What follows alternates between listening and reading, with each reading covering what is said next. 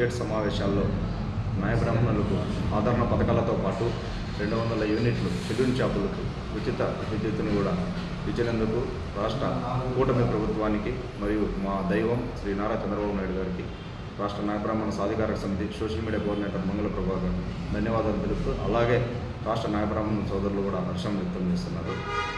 అలాగే గతంలో కూడా వైఎస్ రాజశేఖర రెడ్డి కుమారుడు వైఎస్ జగన్మోహన్ రెడ్డి ప్రభుత్వంలో కూడా 150 యూనిట్లు ఉచిత కరెంట్ ఇస్తానని చెప్పి రాష్ట్ర వ్యాప్తంగా ఏ ఊర్లో కూడా అమలు కాలేదు. అది ఈరోజు ఈ 200 యూనిట్లు ఉచిత కరెంటు రాష్ట్ర వ్యాప్తంగా ఉన్న అన్ని ఏరియాల్లో కూడా అమలు అవుతుందని చెప్పి మేము తెలియజేస్తున్నాము.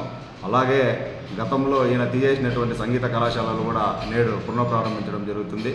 అలాగే కార్పొరేషన్ రుణాలను ఇవ్వడం కూడా జరుగుతుంది. బీసీ బడ్జెట్ సమావేశం బీసీలకు కూడా బడ్జెట్ని ఈరోజు కేటాయించడం జరిగింది. అలాగే కార్పొరేషన్ కూడా నిధులు ఏర్పాటు చేయడం జరుగుతుంది. అలాగే కూటమి ప్రభుత్వం వస్తానిట్లే ఆలయాల్లో కూడా న్యాయ బ్రాహ్మణులకు చోటు ఇవ్వడం కూడా తెలుగుదేశం పార్టీకే చెందుతుందని చెప్పి తెలియజేస్తున్నాము. అదేవిధంగా రాబో రోజుల్లో కూడా ఈసారి చట్టసభల్లో న్యాయ బ్రాహ్మణులకు అవకాశం కల్పిస్తుంది కూటమి ప్రభుత్వం అని చెప్పి ఆశాభావాన్ని వ్యక్తం చేస్తున్నాము.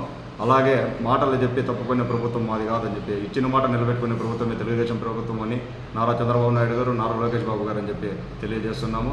అలాగే ఈ విధంగా మాకు న్యాయ బ్రాహ్మణులందరికీ రాష్ట్ర ప్రభుత్వం ఎంతగానో సహకరిస్తుందని చెప్పి తెలియజేస్తున్నాము.